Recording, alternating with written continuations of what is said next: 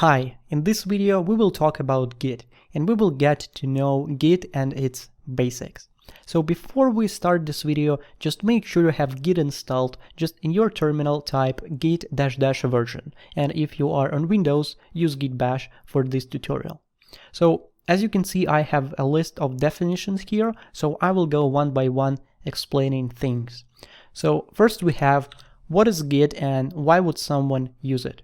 So Git is a management tool that allows us to keep track of changes that we do to files. It is very useful for software development because imagine if you are working on a project, you don't want to share your code just by zipping files and sharing between developers, right?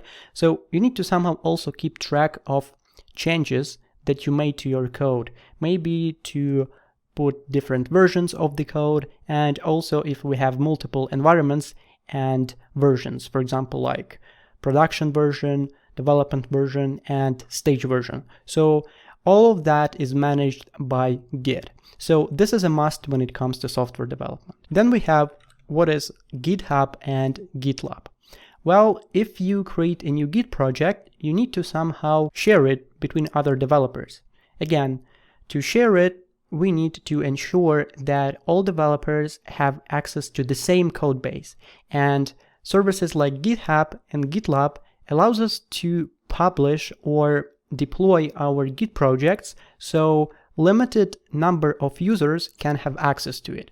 These projects might be private or maybe even public. So services like GitHub and GitLab are made just to manage everything online and share Git projects between people. All right, now configuring Git globally. So before we get started with some Git projects, we need to configure it first. So I'm gonna open git bash, and the first thing I'm gonna type, I need to get to know Git, and Git needs to get to know me. So I will type git config -- global user.name, and then put your name that you want to be displayed when you do some changes to the code. So in my case, it is going to be my username, just like that. And after that, I will also need to populate global config with my email. So exactly the same command, git config global user.email. And after that, my email. Just like that. Now we need to verify if we did everything right. So for this, again, git config global and -- list. And you will see your username and email that you've entered. All right, after that, we are ready to finally start. Let me close the terminal. And then we have initializing a new Git project, commits, and basic Git commands. All right, so let's get started. On a desktop, I'm gonna create a new folder and I'm gonna name it super project. I'm gonna open it. Here I'm gonna create a new file. It is going to be a simple text file, let's say file.txt. Then I'm gonna open it with the Sublime Text, so it is available here.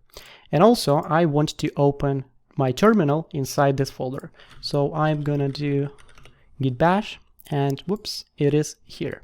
Now, what we need to do to initialize a Git project. So the first thing we need to do, we need to type git init in the folder where we have the project. So make sure you, in your terminal, you navigated to the right folder. So git init. All right.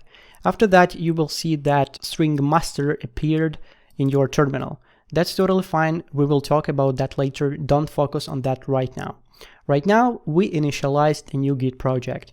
So what we can do, first command to actually see what is happening, we can type git status to see our current status of our Git project. As you can see, we have no commits yet, we have untracked files, and nothing added to commit. So what does it mean? So first of all, changes in the Git system are called commits. So when you create a new change and you want to publish this change, it means that you publish a commit. So you commit yourself to the project. Now, as you can see, it says that we have untracked files, file.txt. Let me type something here.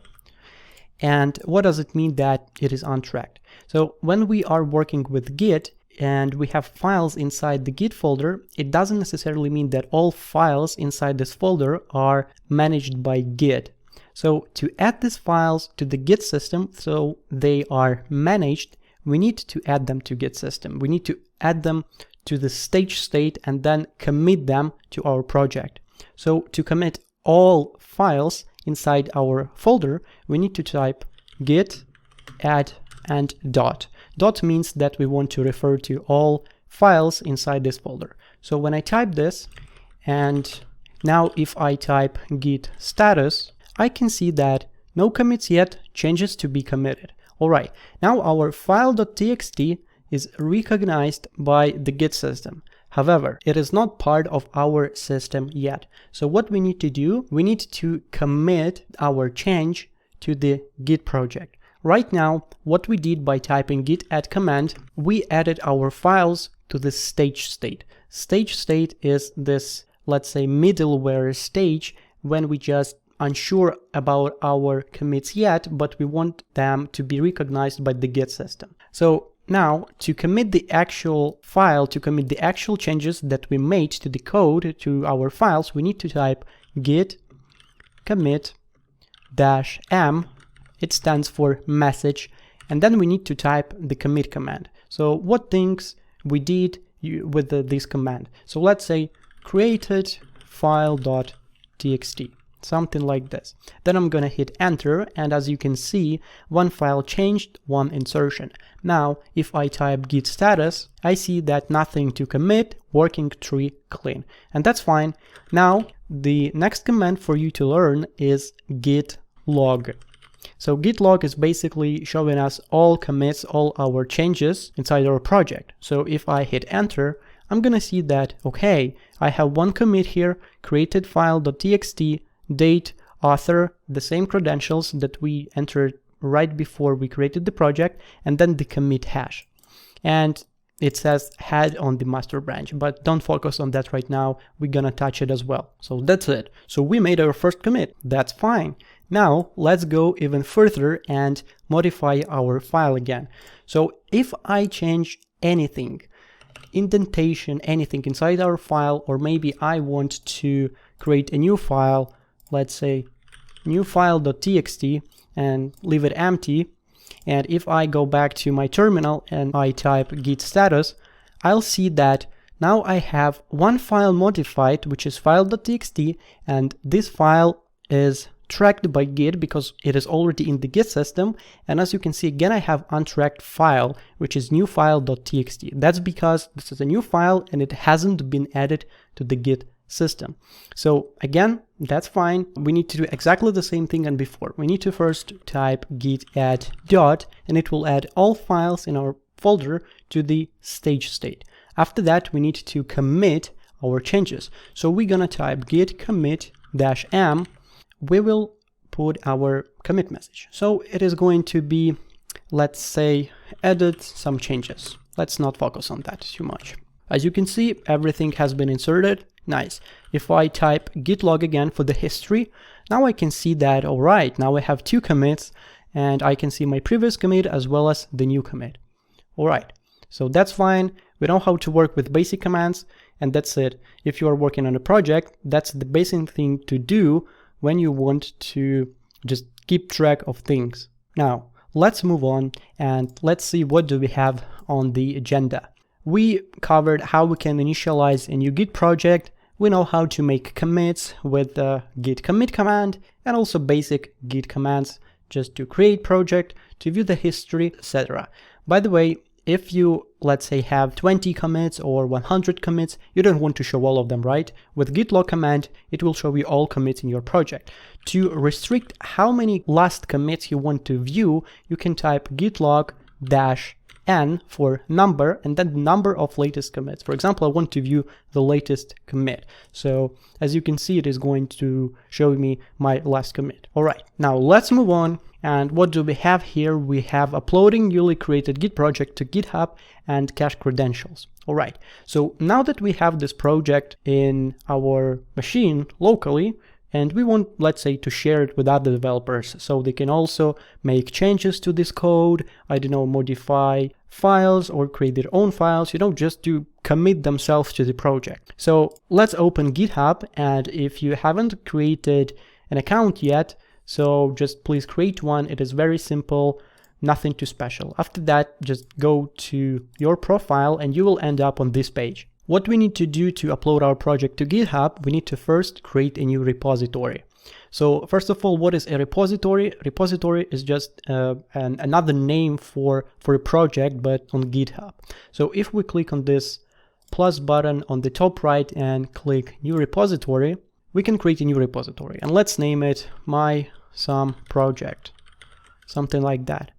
Then we can put optional description, and we can select either it is going to be public and visible for everyone, or it is going to be private. Right, let's keep it private, and also make sure that you unticked that one, but it is unticked by default, so that's fine. And let's hit create new repository. After that, we will end up on this page. So this page can instruct us how we can connect our local project to GitHub, but we will go with our own way. So, or create a new repository in the command line, or push an existing repository. What we need to do, we need to first associate our remote project, I mean the project that is online, this repository in the browser, with our local project. To do so, we need to copy and paste inside our Git this string, and make sure you select HTTPS, not SSH here. So copy this string and then go to your terminal. Inside this terminal, type the next command. You can see this command here at the bottom. Actually, let's copy and paste it. So copy, open your terminal, and then just paste it here. What this command does. So git remote will associate our local project with remote project. So by running git remote add, we associate this URL with origin alias. And by default, origin is like the main alias for our main remote Git project, let's say. We can verify that by typing git remote and then -v. All right, git remote, excuse me.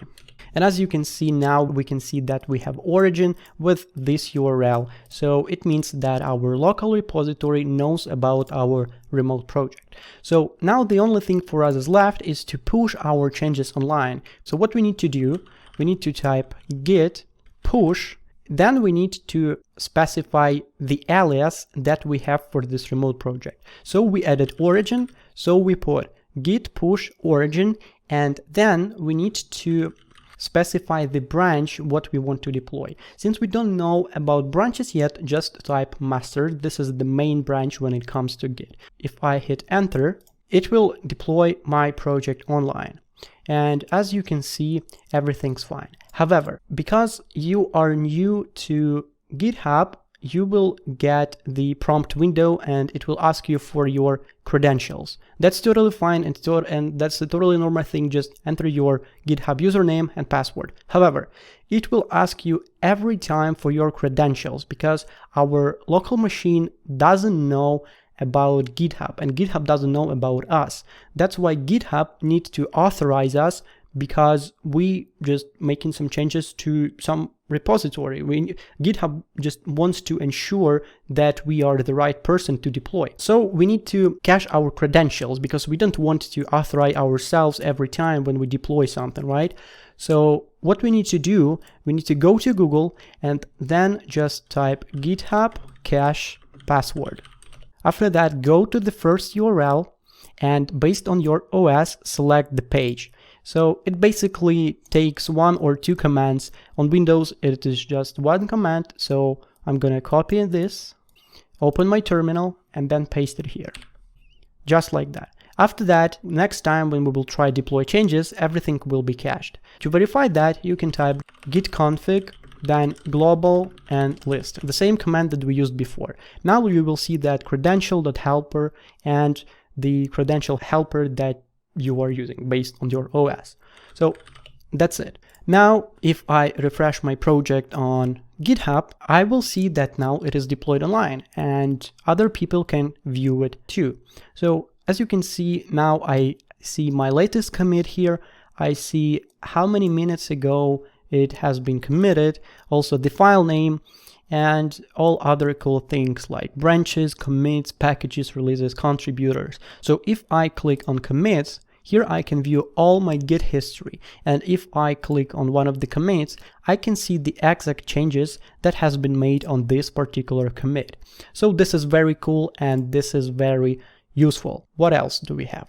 Further push-pull actions. So what do I mean by this command? Before I get into it, let's imagine you are another person. And you've been invited to participate in this project, and you don't have these files on your machine. All right, imagine you don't have this folder on your machine. So what are you gonna do? Just go to the repository online on GitHub, and then you can see this clone or download right here over here. You can clone with HTTPS or you can download the source files. So we are interested only in cloning it with HTTPS. So just copy this string, and what you need to do, you need to create, let's say, a new folder. Let's say name it project. Here in this folder, I'm gonna open my terminal again, and I'm gonna write the next command, git clone, and the same string that I copied from here.